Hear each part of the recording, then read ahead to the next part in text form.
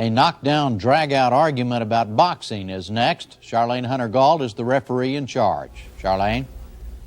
The call to ban boxing is not new, but within the last month, new studies showing that 87% of boxers involved suffered some degree of brain damage prompted the American Medical Association to renew its call to ban the sport. Adding fuel to the AMA's plea, the very next day, a blue ribbon commission appointed by New Jersey Governor Thomas Kean called for outlawing boxing in that state. Calling boxing legal savagery, the commission said it has no place in a civilized culture. We get further background information on the State Commission of Investigation report from David Schrottweiser of the New Jersey Nightly News. The SCI's 2.5-year investigation of the fight game reached a startling conclusion. The bottom line of the report is the Commission's recommendation that that professional boxing be prohibited in New Jersey for a number of reasons. According to the SCI, those reasons include a growing body of medical evidence that shows boxing poses significant physical danger to fighters. In the past, both the American Medical Association and the British Medical Association have called for the abolition of the sport. Now comes the SCI's report documenting organized crime's intrusion into the ring in New Jersey. It's a level of involvement which, if existed in any other sport, would be a major public scandal. According to the SCI, there's no evidence of fixed fights or organized crime-backed fighters, but there is evidence of the mob's intrusion in boxing at every level, from promoters to trainers. The reputed mobsters linked to the fight game by the SCI include Lucchese crime family member Michael the Fat Kid Tessetta, John DiGilio of the Genovese crime family, and South Jersey's own Nicodemo Little Nicky Scarfo, boss of the powerful Bruno crime family. You get those kinds of people involved, and you get the gambling issue involved. You face the problem of fixing the fights. There has to be a public confidence in a fight and in a fighter. And the integrity of the system is at issue. To preserve that integrity, the SCI also recommended alternatives in case the state does not ban boxing. Those alternatives include background checks on all promoters and trainers, stronger enforcement of licensing requirements, no blows above the shoulders during matches, a requirement that all fighters wear headgear, and the use of safer boxing gloves. Here with us to elaborate on the report is one of the 4 commission members, James Zazzali, the former Attorney General of New Jersey. And here to respond is a man closely associated with professional boxing, both as a former world heavyweight champion and former member of the New York State Athletic Commission, Floyd Patterson. First to you, Mr. Zazzali, the organized crime allegations, exactly what are the linkages there? Well, what we've done, and the report speaks for itself, is to state and conclude that there is an organized crime presence at every level, at the level of managers, promoters, and at the trainer level, and indeed with some of the boxers themselves. Understand, we're not saying that boxing is controlled by organized crime in New Jersey or in any other state. We are simply saying that there's a presence, that there's an intrusion, and that this influence is a pervasive influence. And nor are we saying that all boxers, managers, trainers, or promoters are controlled. But when you say organized crime involvement with the boxers themselves, I mean, like doing what? Well, for example, we believe that some of the boxers, and we found evidence to suggest that some boxers are bankrolled by organized crime interest. In a word, that some boxers are in a situation where organized crime figures have a piece of those boxers. All right. But as you know, I mean, there are similar allegations about casinos, about unions, that there's organized crime involvement. Why are you going after boxing and not after those? I mean, what's the difference? Fair question. I suppose if we carried our logic to its logical conclusion, we should suggest that the garbage industry be banned, just as an example. I think the pivotal factor, and as our report states, we're concerned about the extensive evidence of brain damage, of mental and physical injuries to boxers. Speaking only for myself, I don't know if the organized crime presence and influence would have been enough to persuade me that we should recommend a ban on boxing. I think combined with the medical evidence, the overwhelming medical evidence from the American Medical Association, the British Medical, and the Australian Medical Associations, here in New York, the New York Medical Society, the American Academy of Pediatrics, all of them have urged strongly that based on the data, we should abolish boxing. And as one report indicated earlier this evening, one AMA test indicated that 87% of the boxers testified showed chronic brain disease. Now, the AMA is not a bunch of wild-eyed, starry-eyed liberals looking to remake the world. They're our nation's physicians, and the American Pediatric Society said that we have 15,000 young people out there actively engaged in boxing, and many thousands of those youths of our nation are going to be injured. All right, let me go to you, Mr. Patterson. First, on the organized crime allegations, is it your sense that there's enough of an involvement by organized crime to justify the banning, or even partly justify the banning of boxing? Let me put it this way. I've known a lot of fighters. I've been around a lot of fighters. I've been around fighters all my life. And I know many of them personally. And I don't ever recall, although there is some linked in boxing, just as there is other sports, and probably more in other sports than boxing, but it's nowhere near that amount. Back in 1950, in the mid-50s, I believe the Kafafa Committee got rid of, there was a lot of crime in boxing then, but I believe they got rid of Senator Estes Kefauver. Got rid of quite a bit of it. And I don't think, there is some in, but I don't think it's nowhere near the amount that you think might be there. All right, I want to get to the second point Mr. Zazali raised about the actual injuries, but let me just go back and see, you know, how you argue against what Mr. Patterson has just said, that there's really not any significant evidence to cause that kind of worry that you've articulated. Well, let me just... Well, as anything else, it's a question of degree. We think there was substantial evidence in New Jersey of the organized crime influence. Indeed, if this were basketball, we would have a national scandal. Senator Kefauver and Senator McClellan and Senator McCarthy would probably all be resurrected to investigate the problem. But this is not something you know. Well, I'm around boxing. I'm in the dressing room. I'm at the ringside. I'm at the physical examinations. I'm everywhere. And I'm trying to figure out how people can see it from their office, and I'm right there, and I don't see it. See, I'm trying to get the difference in that. Or maybe they have something I don't know that's there. Maybe they have some sort of TV behind the curtain or something. Mr. Zazali? I don't see it. I think that speaks well for Floyd. He has an excellent reputation. It's well deserved, and he did not come under the influence of organized crime factors, but that influence is there. I emphasize, though, it's not just one factor. It's the organized crime issue combined with the medical evidence of brain damage. All right, what about that medical evidence of brain damage and other injuries, including death, I believe? Well, let me put it this way. I have boxed for some 22 years. I've had a lot of amateur fights, maybe 60, 70, or 80, a lot of professional fights. I've been hit. Some I've been down. Ingemar Johansson knocked me down 7 times before the referee stopped the fight. I've been hit quite a few times. So what I'm trying to say is that if I have brain damage right now, and I've been retired for 13 years, I wish brain damage on all of my friends. But I have never thought so sharply. And I'm around fighters quite a bit. I do see some fighters, every now and then an occasional fighter might talk a bit funny, but he may have been talking funny before he came into boxing. But what about these studies that show that 87% of the ones involved in the study have some kind of brain damage and other American Medical Association evidence? Okay, that's might be so, but let me say this about that. Based on statistics, boxing is ranked number 8 as far as deaths are concerned. There are 7 other sports in front of boxing: football, speed car racing, parachuters, and some more.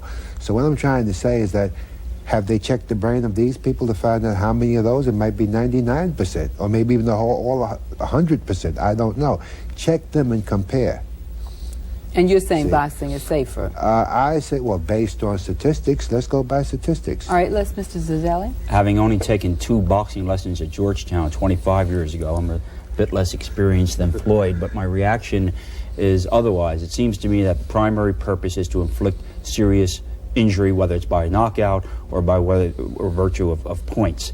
In any event, our goal here is that is the goal of the SCI in making this recommendation, was to come to grips with a problem where the chronic brain disease is overwhelming. I don't think that's the case in football or in any of the other sports we've been talking about. And your first recommendation is to ban the sport. Now, your reaction to that is what?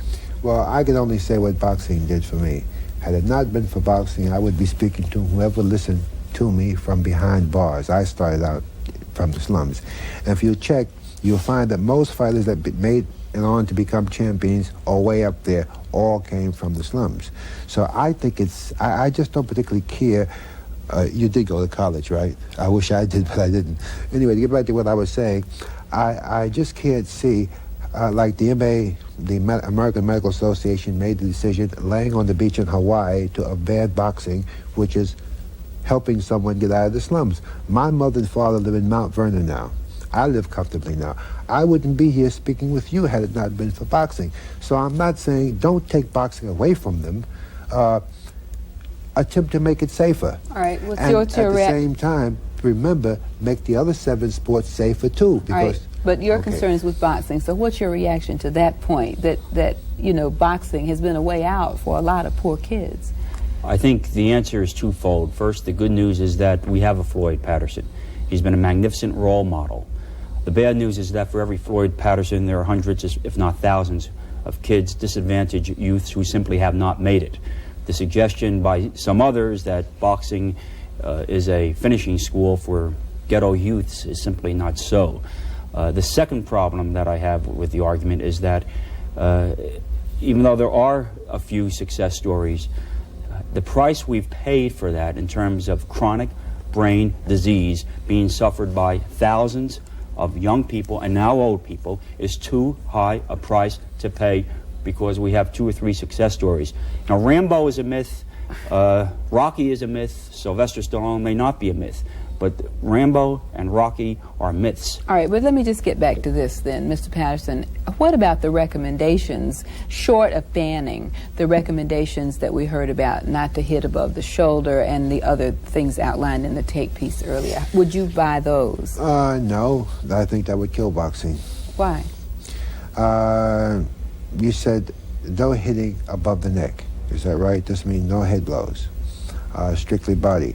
I don't know whether or not the interest would remain the same then. I don't think it would. I think it'd leave it just as is. Is that what you're trying to do, kill boxing? You could make it a bit safer. Not at all, in the sense that we've made an alternative recommendation. We're in favor of the ban. I think we're also realistic. The ban or the abolition may or may not pass the New Jersey legislature. In the alternative, and we said this in the report, we urge the legislature to adopt reforms. One of them would be the wearing of headgear. As I understand, that's done in some phases of the sport, whether it's the Olympics or amateur boxing. You have a problem with that, wearing headgear? No, I have no problem with that, but there's one point that I would like to bring out. He said abolish boxing because of all the suffering. Who suffers? The fighter. See? So what I'm saying is if a fighter is still willing to fight based on whatever suffering there is involved in it, there must be a hell of a good reason why. And also one more thing, if you check statistics, as I said, check all of the guys that were successful, that made it to the top, that took boxing above and beyond what it really is, were all from the ghettos. All right, well, I can see we're not going to solve this tonight, so we'll be watching with interest what happens in New Jersey. Thank you both, Mr. Zazzelli and Mr. Patterson. Thank you. Thank you. We close tonight with a documentary report on a subject that's bothered people for years, boxing and brain damage, but which has been given new point with the news that Muhammad Ali is suffering from a permanent brain disorder. We look now at the renewed debate about the dangers of boxing in general and Muhammad Ali's own remarkable career in particular. Weighing 224.5 pounds, from Louisville, Kentucky, USA. The heavyweight champion of the world, Muhammad Ali. The year was 1975, the place Manila, and the 33-year-old Muhammad Ali was about to defend his recently regained heavyweight title against Joe Frazier. Present at the so-called Thrilla in Manila was the man who stood in Ali's corner for most of his career as his personal physician, Dr. Ferdy Pacheco. for the most brutal, down-to-earth, absolute primal struggle between two men. The Manila fight had, I don't know of any fight in the history of boxing that had that kind of determination on the part of both men.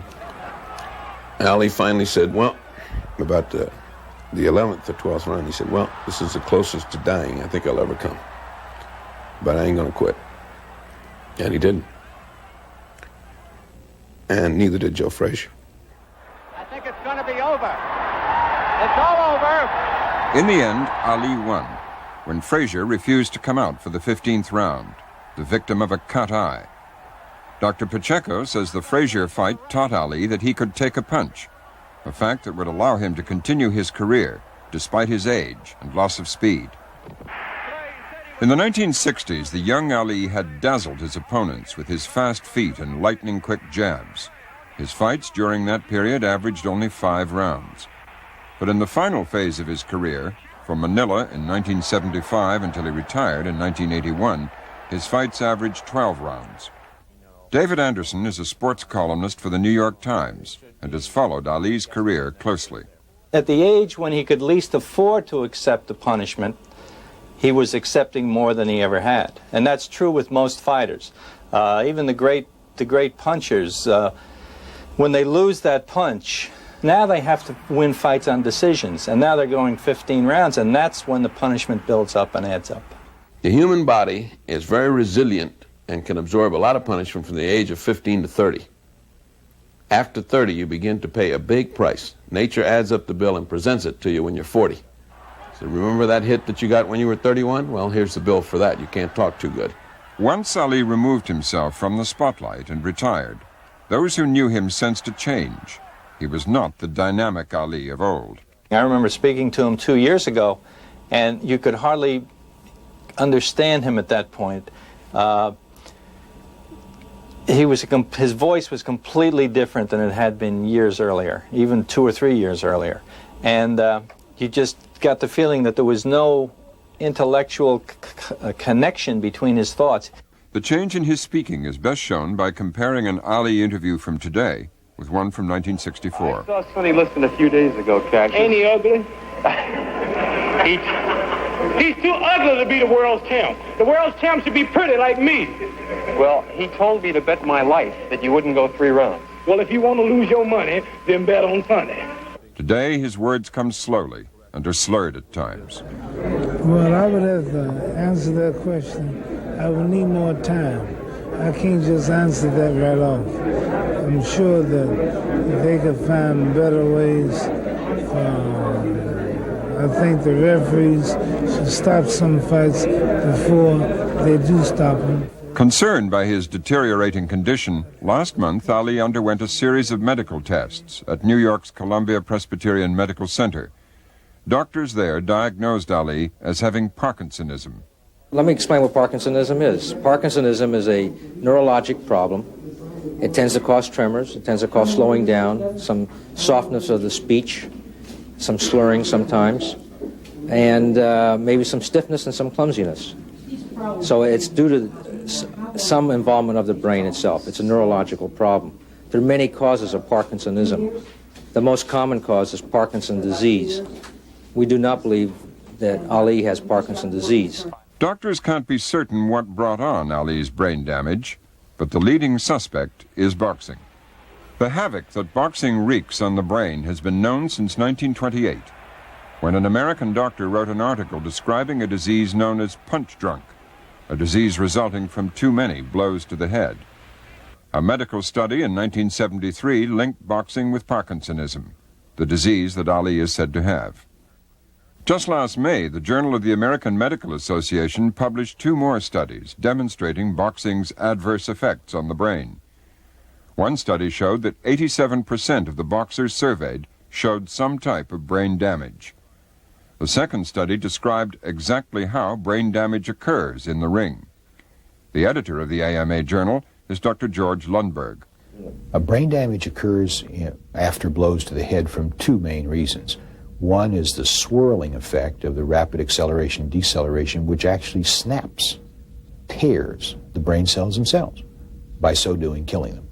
The second way is by tearing small blood vessels, causing bleeding, tiny hemorrhages, and also disrupting the blood supply to those brain cells because the blood vessels have been torn. It's a matter of wrenching and tearing nerve cells and blood vessels. Dr. Lundberg says that brain damage is cumulative and that brain cells, once dead, do not grow back. Thus, the longer a fighter fights, the more damage he sustains. And he vehemently disagrees with Dr. Pacheco that fighters under 30 are not at serious risk. If one takes the position that one doesn't see the effects of chronic brain damage until the fighter is older and says, well, that must mean that the damage occurs in a greater extent when they're older, one, by so doing, I think, would be making a big mistake. What probably happens is that there is a substantial lag time from the time of the damage occurring until the time it is clinically visible. And I believe that might cause people to be misled to think that the older brain is more susceptible. All brains are susceptible to brain damage. I think the young even more than the old. Duk Koo Kim. You may not have heard of him before. You will remember him today, win or lose. What a show by this 23-year-old challenger, ranked #1 in the world. No matter what their age, all fighters are also susceptible to potentially fatal blows. Blows which can cause the brain to bleed and swell, eventually resulting in death. This is what happened to Duk Koo Kim, the Korean boxer who died after this bout. Outraged by Kim's death, Dr. Lundberg wrote an editorial demanding that boxing be abolished. My position is still that a civilized society should ban a sport which has as its principal purpose the intentional damage of a human being. I believe that's the correct medical and moral position to take. Ice being applied to reduce that swelling. But Dr. Pacheco, who's remained active in boxing as a commentator for NBC Sports, believes that the sport is here to stay.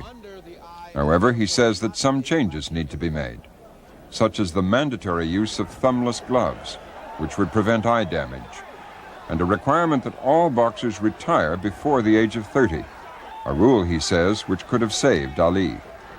While Drs. Lundberg and Pacheco remain far apart on most of the issues concerning boxing, they do agree on one point.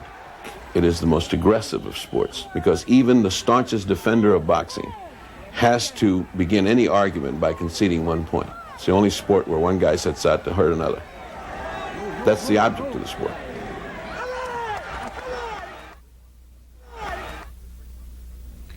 This week, one of the country's leading neurologists, Dr. Nelson Richards, president of the American Academy of Neurology, called on fellow doctors to join in a movement to ban boxing because of the risk of brain damage.